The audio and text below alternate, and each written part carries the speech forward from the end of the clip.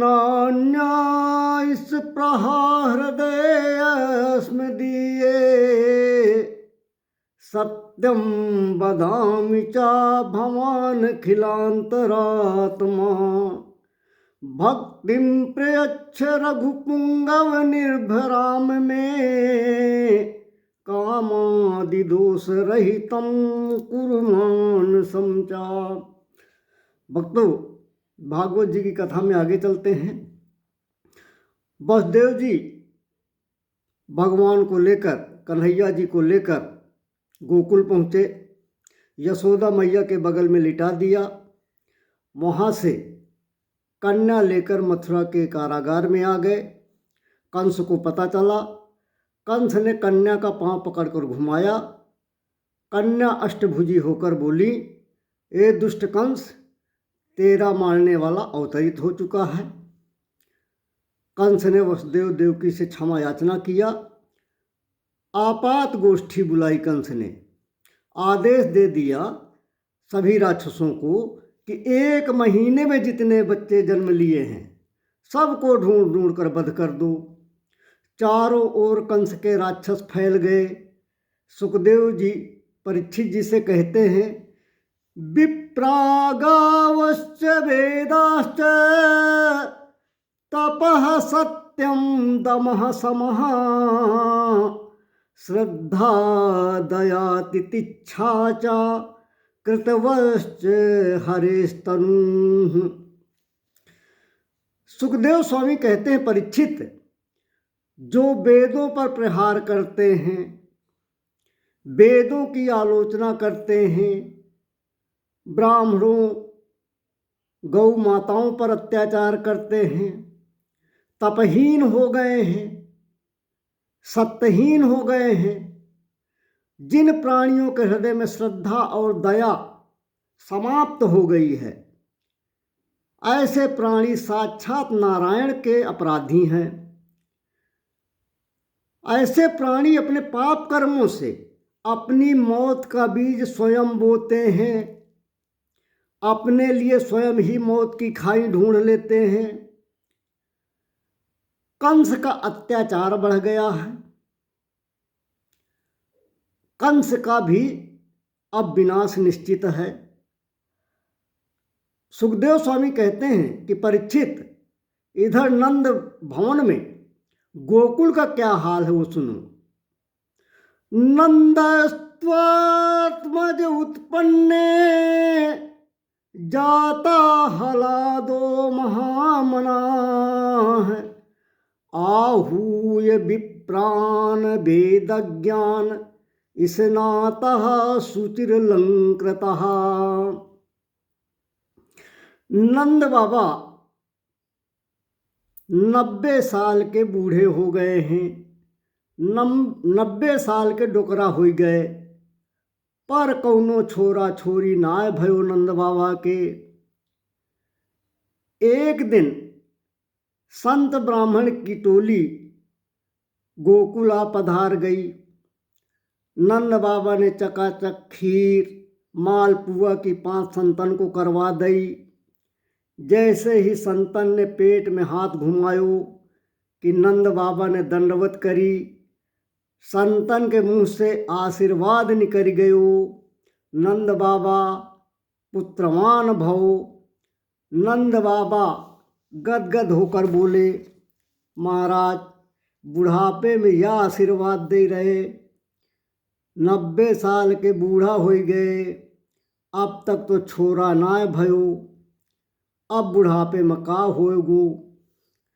महंत बोले, तो बाबा, जब तक मोरो आशीर्वाद सफल न हो जाए तब तक मैं तेरे घर छोड़बे वारो नहीं। संतान गोपाल का मंत्र करेंगे, देखे छोरो कैसे ना होत। तू तो चकाचक माल पुआ खवाए जा, रबड़ी मलाई घुटवाए जा, तू भोजन कराएगा, हम तेरे लिए भजन करेंगे, फिर देखते हैं छोरा कैसे नहीं होएगो। तब तो महाराज रोज रबड़ी छन रही संतों की। नंद बाबा ने भंडारे खोल दे, बोले महाराज आपके आशीर्वाद से 9 लाख गैया हैं, दूध दही के भंडारे भरे पड़े हैं, प्रेम से पाओ। अब तो खूब भंडारे होने लगे, अनुष्ठान जब पूजा पाठ संत करन लगे। उन संत महात्माओं की कृपा का चमत्कार हुआ और मैया यशोदा को 80 बरस की उम्र में शुभ सूचना मिली, उनका गर्भधारण हुआ। वास्तव में संतों का संग, संतों की संगति और संतों का आशीर्वाद बड़ा ही अद्भुत होता है, बड़ा ही फलदायी होता है।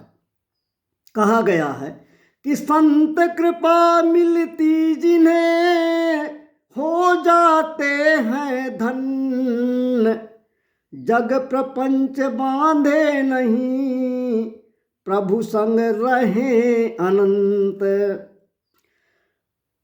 नंद बाबा को खबर मिली तो खुशी से फूले नहीं समाये।